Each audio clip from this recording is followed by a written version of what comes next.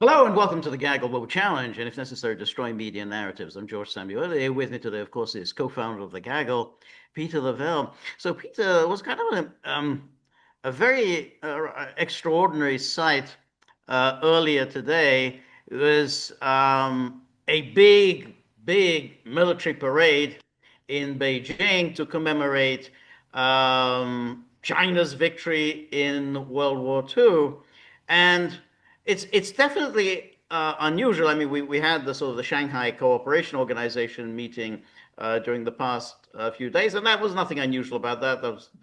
We've had many of those over the past 20 or so years, and they're usually very similar. But this was interesting because it was a huge military parade with China showing off its military hardware, and it isn't something we normally associate with China because we basically we don't think of China as fundamentally a military power. We think of it as an economic power, not as a military power. And then when it comes to World War II, while China undoubtedly suffered greatly in World War II because of the war that Japan unleashed on China, not China didn't unleash it on Japan, Japan unleashed this on China, and through the Japanese occupation, I don't know how many millions of Chinese Well, died. there's some estimates up to 35 million. Right? Yeah, But I mean, that's an estimate, that's an okay? estimate. Yeah, yeah. But we don't normally think of the Chinese contribution to the defeat of Imperial Japan. We obviously think of the United States, its contribution. Of course, we also think of the Soviet contribution. We talked about this a couple of weeks ago. But China's contribution is not normally discussed, and particularly because the Chinese side that was fighting the Japanese was divided between the nationalists led by Chiang Kai-shek and of course the communists led by Mao Zedong. And of course they spent a lot of that time fighting one another and even more time preparing for the inevitable civil war that was going to take place after World War II. But curiously enough, what fighting there was against the Japanese was actually in the main led by the nationalists rather than the communists. So that's why it's surprising to see this huge parade and the Chinese communist leader celebrating this great victory over Japan. And there's one thing was that Trump being Trump, he never likes to be left out of anything. Um, he sent out a truth today, and let's take a look at what he actually said. He is here. He is. He's saying the big question to be answered is whether or not President Xi of China will mention the massive amount of support and blood that the Okay, United States. George, I think you need to go up a slide. Well, you This can't is, see it. no, I'd see. Additionally, there's a lack of evidence to suggest the gang is a major. Yeah, you're talking about Venezuela here. I think, and well, I think what's happened is something has gone wrong. So let me. Okay, Okay. let's because I don't see it, but I can see what may have got tangled up. Um, Yeah, I think the True Social one is slide one. You're in slide right. two. Oh no.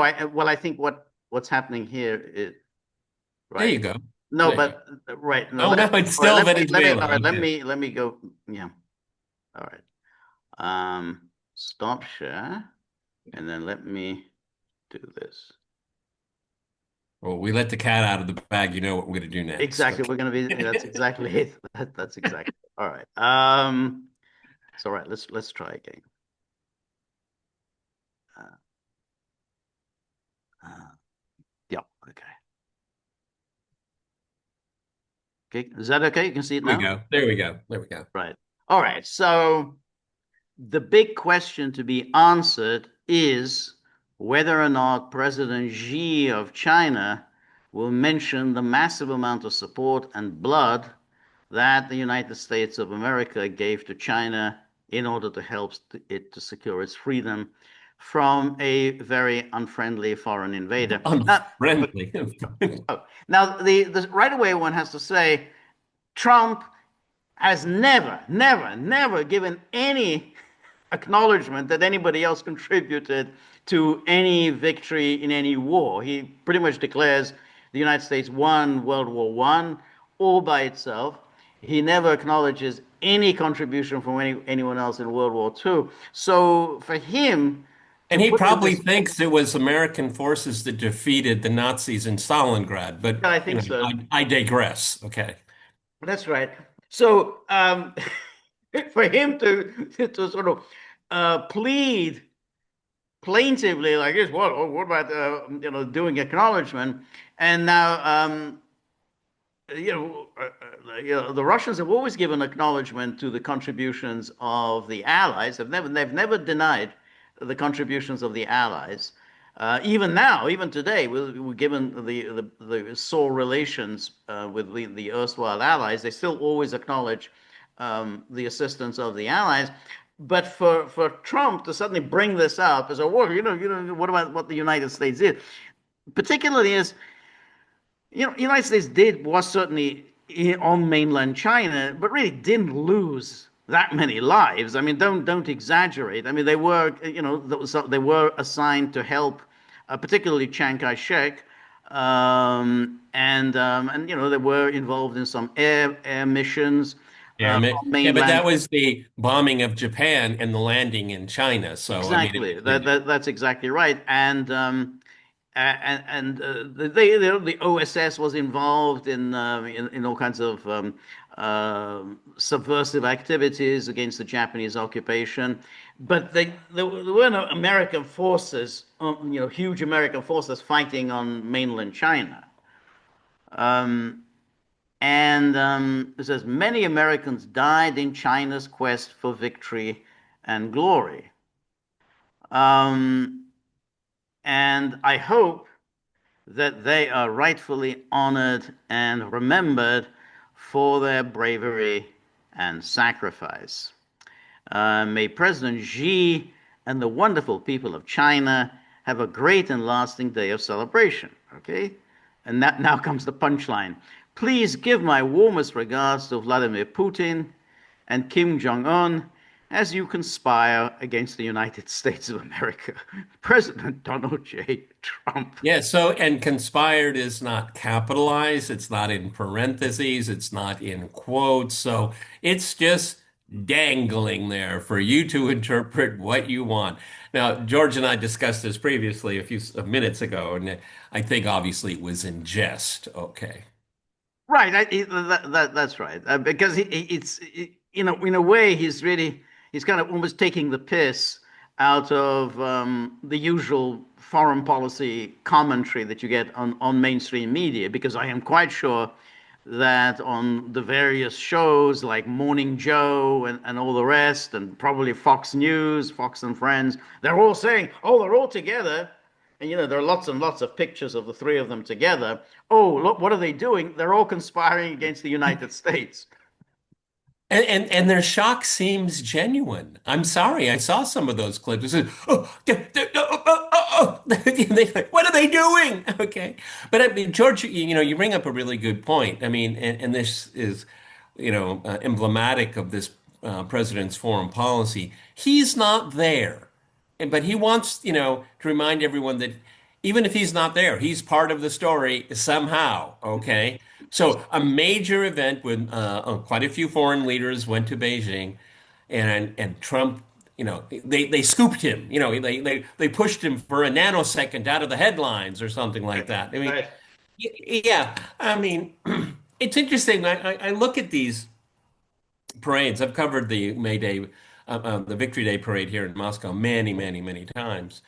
And George brings up a good point. We don't usually see that from the Chinese, and when we do, it's mostly for Chinese consumption. It's for the leadership, the Communist Party leadership, demonstrating to the people that they're prepared. They're, a great power, not just an economic power, but a military one, a technological one as well. But to put this on display for Putin, for the North Korean leader, and others that we're visiting, yeah, that it's a slight change. It's a shift in narrative. I have to say, George, that I'm not a military guy, so I don't spend a lot of time on it, but those are pretty impressive parades, you know? I mean, that was really slick. And then I think of Trump's birthday present, with the troops in Washington that, their marshaling skills just weren't up to No, it was scratch. a surprisingly poor. Yeah. I Yeah. mean, embarrassingly poor, let's say it, Yes, okay? yes, yes. I absolutely. But I mean, why is China doing this? I mean, I think part of this narrative shift here is exactly to send that message is that, we have, at least you and I have talked a lot about it. Maybe others have too, but, we've talked about, Yalta, and we've talked about Potsdam, um, and the significance of that, who's at the table? Right, right, And the Chinese are saying, we're at the table, right, okay? right, right. And Putin being right there is a huge booster because Putin was he was just in Ankara, and now he's here. I mean, this is the Shanghai Cooperation Organization. We've already talked about this, but this is the kind of fusing it together. So this is a very strong message, and it's a strong message to the global South. Who else wasn't there? I mean, where was Ursula von der No, Leyen? but that's the thing. Okay, None of them that's showed up. very interesting too. Again, that's why George and I we look at these conferences because the optics are just as important many times as the policy, Right. and so we have kind of a new table being arranged, and it's who's not there. Number one, the Americans weren't there. That was a choice. I think if Trump Well, would have said, exactly, and "I that's would that, and love to that. go," Yeah, that's right. Well, that's the point. That none of the Western leaders was there. They did not show up. Now, I assume that they were invited. It would be very odd for them not to invite, particularly, given that this is part of the wartime alliance that also involved the British, the Americans, and the French. So none of them showed up, which itself is quite interesting because for all that they complain about China, they do maintain at least a certain moderately civil attitude towards China that they don't have towards Russia. So yes, they don't show up to Moscow. Well, we know that, of course not. They wouldn't show up to Moscow, but that they didn't show up to this is quite astonishing. Well, what it is, okay, and again, this is a ground that George and I have covered. I think you and I are among the only few that have talked about this. The fact that they don't show up in Moscow for the victory parade. Yeah. It's about Ukraine. Yeah. It's about NATO versus Russia. No. It's much bigger and much more important. The Russians are saying is that the outcome of the Cold War, we are not satisfied with it. Okay, and this is something that the Europeans will not engage in. But what the Chinese are saying is that, first of all, we have our own narrative about what happened during the Second World War, and that gives us bragging rights to be at the table now because of unification, industrialization, and it's also a victory of the Communist Party. That is how it's pitched in China. But the this is a new pitch to particularly the global South of where the world is going. Now, if it's going to go that way, George and I can discuss that. But I think this imagery here, who wasn't there, and they were invited. I'm I'm sure. absolutely I'm sure sure of that Trump as was well. invited. Um, no, that's right, and that's how they've recast this. And it is a major recasting because, as I said at the beginning, China really didn't play a decisive role. Let's put it, charitably, towards the defeat of Japan. I mean, the What United was the States greatest did, victory, George? as did the Soviet Union, but China did not. In fact, China was defeated, totally defeated by Japan. Exactly. What was the great victory? They survived. They survived. And now also the very interesting aspect of it is that Chiang Kai-shek was at Yalta. I can't remember whether he was at Potsdam as well, but there are the famous photographs of Chiang Kai-shek there at Yalta. And so again, it's a very interesting recasting that somehow the celebration of this victory, where it was Mao wasn't at Yalta. It was Chiang Kai-shek, and Chiang Kai-shek was the interlocutor to the Americans. The Americans dealt largely with Chiang Kai-shek, though they did meet Mao, and they quite liked him. They had I think Joseph Stilwell. I think it was Stilwell, or maybe it was somebody else who said, hey, he's just like one of these Oklahoma agrarians. He's a type that we're familiar with. So but I mean, I think that this military parade was a warning. I mean, it's warning to the United States. Basically, don't mess with us. I mean, I think that was the. I mean, if you bring this out, you bring out these heavy guns for this military parade for this 80th anniversary, and this is serious stuff, then you're doing it as a warning, just as during the Soviet era when when you had these parades, these victory parades, and the Soviets used to bring out all the heavy equipment. That was a warning. Look what we've got. Don't mess with us. Well, So I also, think that's what George, China's doing. it's also about contemporary events. It's very interesting is that Kaya Kallas and all the rest of them, if we don't defeat Russia, we will have to go to war with China. All of her ridiculous, babble coming out. But the Chinese are saying, well, you want to pull a Ukraine on us? Think twice. Right. Think twice. Yeah. Okay, because that's the lesson the Chinese have drawn from all of this. Okay, you have this rampant aggression, completely at odds with international law. That's why they're constantly talking about multilateralism, the UN Charter, and that is just throwing it in the face, particularly of the Americans and the Europeans. Okay, your post-war order only works to your Right. advantage, always to our disadvantage. Well, we're going to take your post-war order and we're going to repackage it to our advantage. Okay. And so these are very powerful messages. And to what degree they make it into the Western consciousness, I don't know. Because if you just said, the horror of it, Putin and Xi are, oh my God, Putin, as if Xi, and anyone Kim should be Jong Un. surprised. Kim Jong Un. Now, it's also very interesting. First of all, the story in TASS is that Kim Jong Un has been invited to visit Moscow, though no date has been set. So that's likely to come quite soon.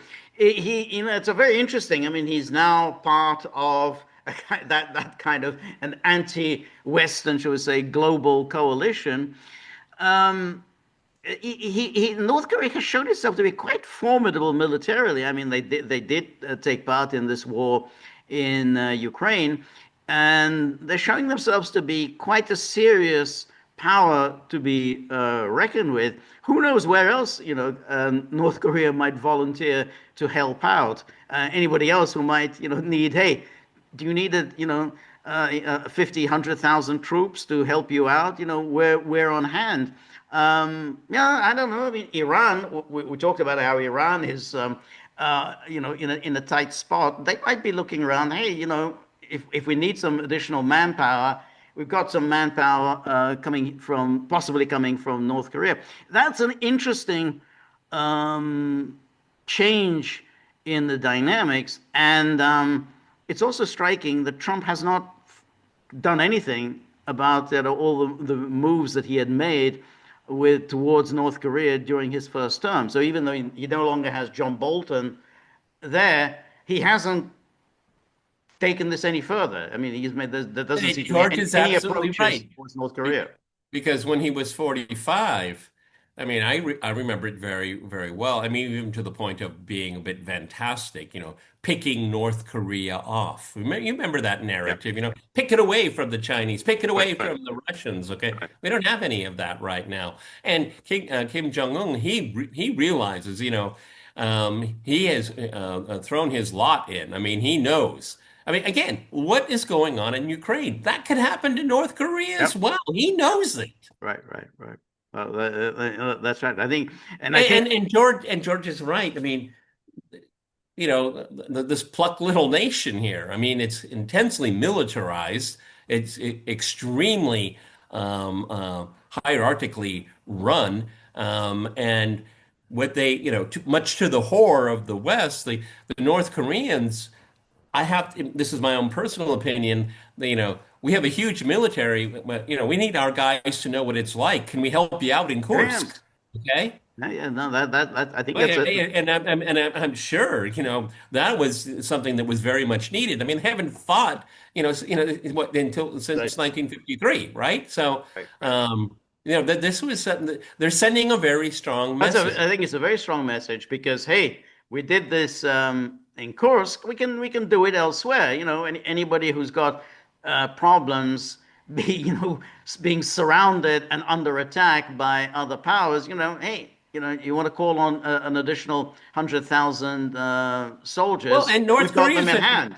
North Korea has intercontinental ballistic It missiles. has it has the missiles and it has nuclear weapons. It's now serious power, and I think the visuals because there were other heads of state there. You saw the Tokayev, the Kazakhstan leader. You saw him in the background, but it's interesting. He was in the background. Foreground, Xi, Putin, Kim Jong Un. I mean that it was the three of them who were kind of walking together.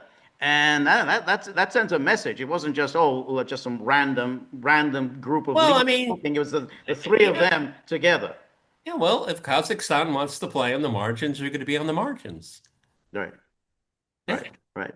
I mean, what kind of solidarity has Kazakhstan exhibited when it comes to Russia Right, over the last 3.5 years? right. It's been silent. It's crickets. Exactly, exactly. Now, interestingly, the one European leader who did attend was Robert Fico of Slovakia. He Well, showed George, George, I perfectly understand that guy. He was almost killed. Okay, he was on his deathbed. So what the hell? I'm gonna do what I want to do. I mean, I yeah, think it was liberating. Okay, I mean, you tried to kill me. yeah. Right. Yeah. That's right. But he was one leader who showed up, talks about which is very important, talks about who liberated whom in World War II. That's the kind of talk that very much appeals to Putin because they said, yeah, we very well know who liberated Czechoslovakia in World War II, and we remain grateful. And we are going to look after our war cemeteries and our World War II monuments. And that obviously that was something Putin much appreciated. He said, "Yeah, that's somehow very, very different from the tone where there's all this World War II revisionism in Europe, where they desecrate our cemeteries and our monuments." So I think it was interesting. Interesting also, Orban didn't show up. So Fitzo's now, almost kind of, blazing a trail of his own. And so, he did this. I would have thought Orban would show up simply because, I'm a little surprised you're saying that because I think he's got so many domestic concerns right now. I mean, yeah, the yeah. the, the attempted colored revolution impending Yes, no, again. I mean, I'm not blaming him. I'm just saying that it would have made sense for him to show up because, first of all, remember when Xi made a visit to Europe? I can't remember, a year or 2 years ago, whatever. And he singled out Hungary and Serbia as the two European states to visit. So he didn't go to, oh, I'm going to go and visit France, the UK, and Germany, which you might have expected. No, he went to Hungary and to Serbia. Also, Hungary is getting a lot of investment from China. I mean, that's, Hungary wants to diversify Do you see its. it with your own eyes? Well, no, I haven't seen it. I just read about it. Oh, okay. I Oh, only have a I'm kind of. just not wondering like some kind of public works or something like Well, that. they're building this university, but I mean, I don't think it's not going to be in the center of the city. But they're building a big university, and that's obviously a very big deal, and given Orban's desire not to become dependent on investment from the EU, in particularly investment from Germany. He wants to diversify from where he gets the investment. So I was surprised that he wouldn't go and pay homage to China. Given all of that. So whatever the reason, I thought it was interesting that only Fitzo showed up. Yeah, I'm sure he didn't score any brownie points with No, I Brussels. don't. I don't think so. Um, uh, Also, remember Orban when he was doing his peace mission.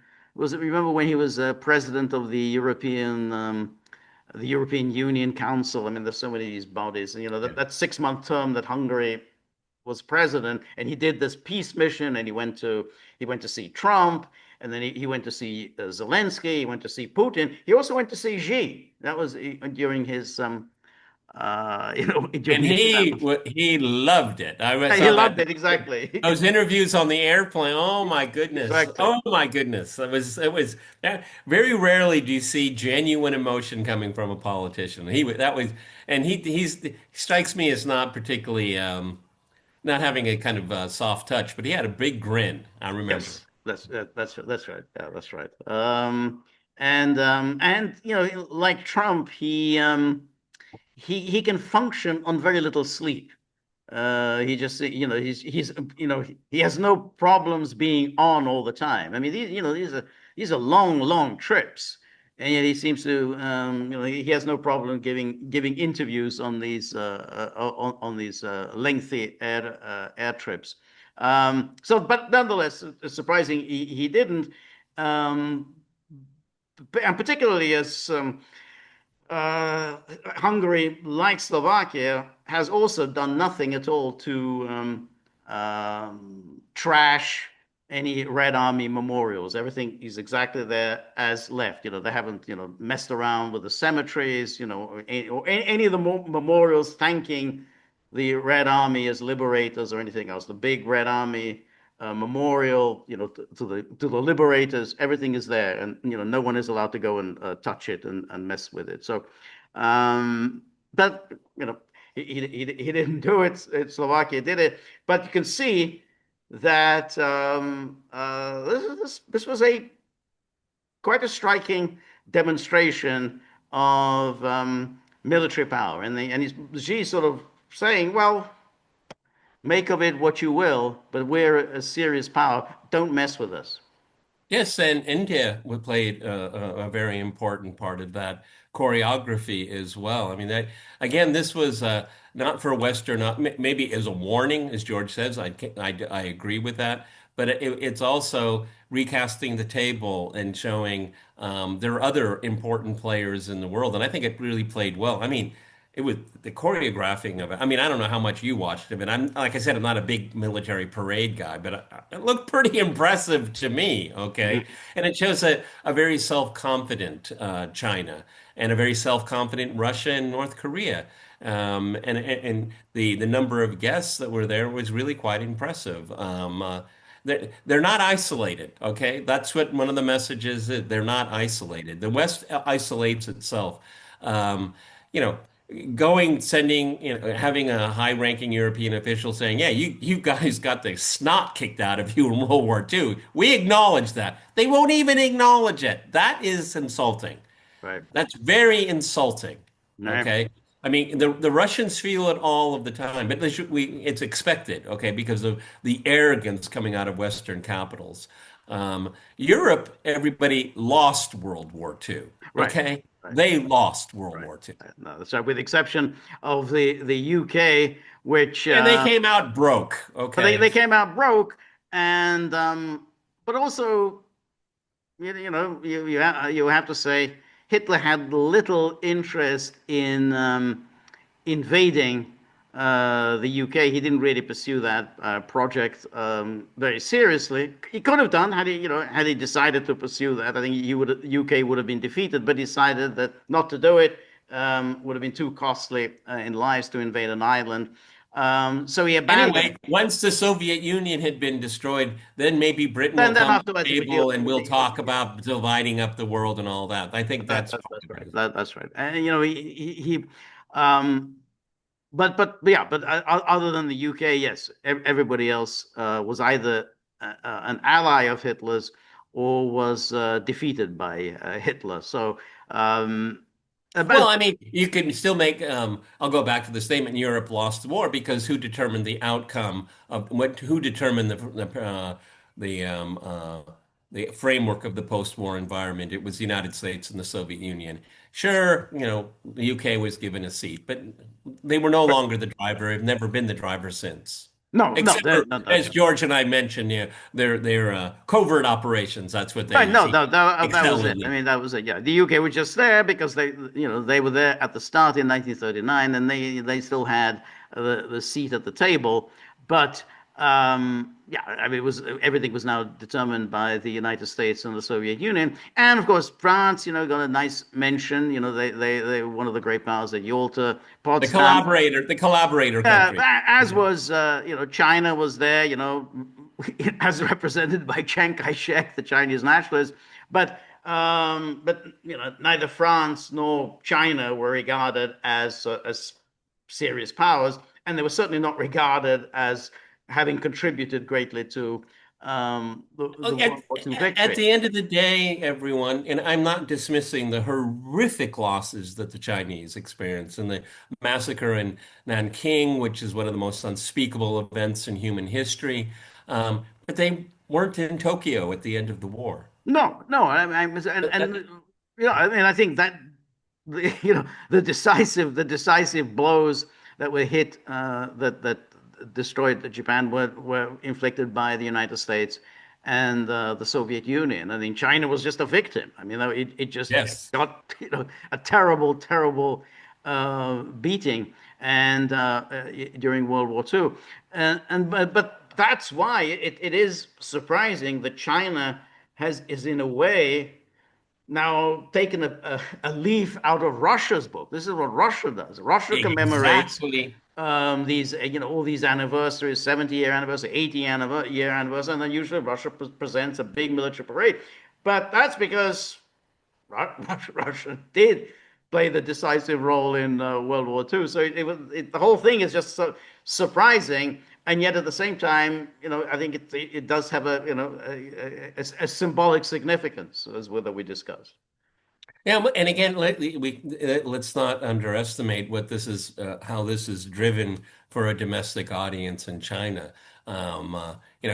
We've talked about imagined communities. Okay, we create myths about ourselves, and they're not bad thing. Everyone, oh, slavery was a good thing in America. No, no, I'm not talking about that. What I'm just saying is that you create a community based on real or perceived victories or values that you have. And the Chinese are, like George has said, just tearing a page from the Russians that this works. Okay, it creates an imagined, cohesive community, and it's not based on lies. Yep. Okay, it's just that the way the Russians have traditionally, rightfully, historically grounded, described the victory over fascism in Europe. The Chinese say that this is something that is nation building for ourselves. It's a little bit harder just saying, based on our suffering, because that is the historical record. Okay, it's not military prowess per se. I mean, I can't think of a major campaign that No, either the no. nationalists or the communists. I mean, they inflicted losses on the Japanese. Okay, Yeah, but I mean, it wasn't significant, there's no Stalingrad, there's no, no no, it's Battle not of again. And to Berlin. be honest, basically the Chinese were busy fighting among themselves, and especially preparing for the coming civil war. Civil War, Yeah, yeah, right? that's right. which the United States backed the wrong Right. power again. Okay. You, you know what his nickname, Chiang Kai-shek's nickname was in Washington, at least under the Truman administration? Chiang Kai-shek, cash my check. Yeah, yeah, yeah, yeah. Yeah. Yeah, no, that's right. It's interesting you said, the way some Western commentators described Mao, that he's like a good country boy, like yeah, yeah, yeah, yeah, yeah, but yeah. it's really interesting if you look, particularly Time Magazine. Time Magazine was fanatically pro Chiang Kai-shek, and they kept telling, you can find it. It's still part of the historical record. The Chinese are just like Americans. They're Mm. just like farmers. We Yep. have the same values. It's mind-boggling. It's mind-boggling, this narrative that they kept punching out, punching out. And Time Magazine, for some well, the editor, he was part Asian, wasn't he? Loose. Was Luce Asian? I didn't know Yeah, he was yeah, Asian. Yeah, yeah, part. yeah. No, Yeah. Yeah, he was the publisher, and of course his wife, was also a big Chiang Kai-shek fan. It was right. I mean, Time magazine used to be very right Oh, wing. very influential. Is it still around? I think he's still around. Yeah, yeah. But it's funny. I mean, Luce, very right wing, supported McCarthy and so on. Um, MacArthur, big MacArthur, MacArthur guy. McCarthy. Yeah, and so um, yeah, no, that's right. But of course, there with Mao as well.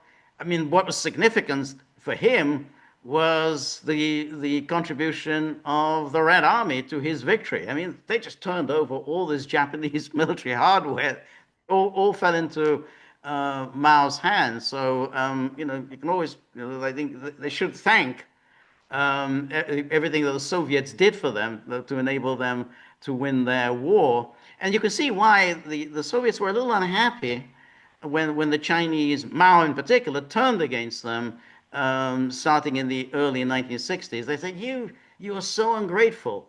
And after all we did for you, you turned against us. So you can see why it happens all the time with the Russians, incidentally. But you can see why, yeah, Yeah, but I mean that, after everything we did for you, you turn on us. yeah, but it's, who you get into, this is where ideology is a huge impediment. And when ideology trumps geopolitics, you get in trouble because, we had the Austrian State Treaty, 1955, we have Kennedy reaching out to Khrushchev. I mean, obviously after the Cuban Missile Crisis, but I mean, they said, "Uh-oh, there's a thaw going on here," and that is something they couldn't because the Chinese were still in their god-awful revolutionary moment. Okay, I mean, it was a great cultural revolution, one Right. of the great stains on human history. I mean, it was horrific what was going on in China. Okay, Exactly. Exactly. so yeah, but the Russians help out a lot, and then they get stabbed in the back. Exactly. I mean, this is it's a real pattern. You think of all the people, these Look like at the Finns. The The Finns, you Finns, got the best deal. You got Bul the best deal. You fought with the Nazis and you got a deal, and then you turn around and stake it in. that's right. All the Bulgarians and I mean, there's just a litany of countries that turn on Russia. So it's definitely a pattern there. Anyway, that's Anyway, I think it was very, very important, resetting the table.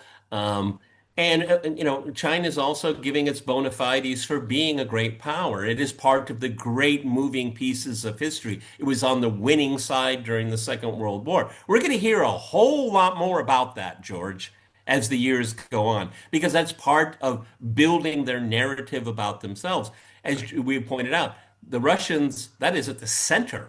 That's yeah, center still. yeah, And it is for Russians, okay?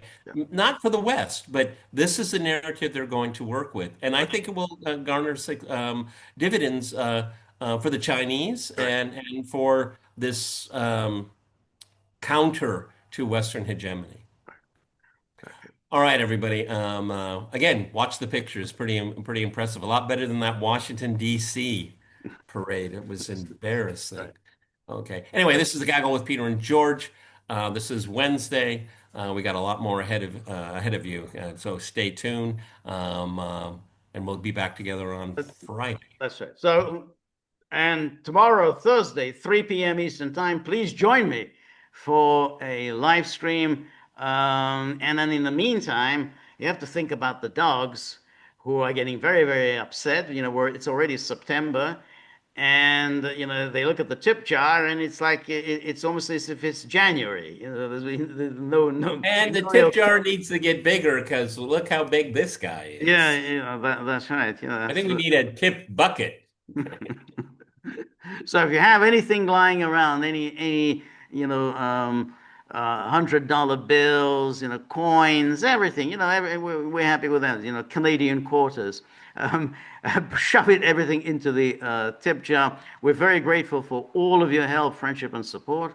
The more you're able to donate, the more of these videos we can make, the more we can improve in the technology, and above all, we might get the dogs into a more civil, discursive mood, which is very difficult. So remember, if you like the gaggle, please like, share, and subscribe. See you soon. Bye bye.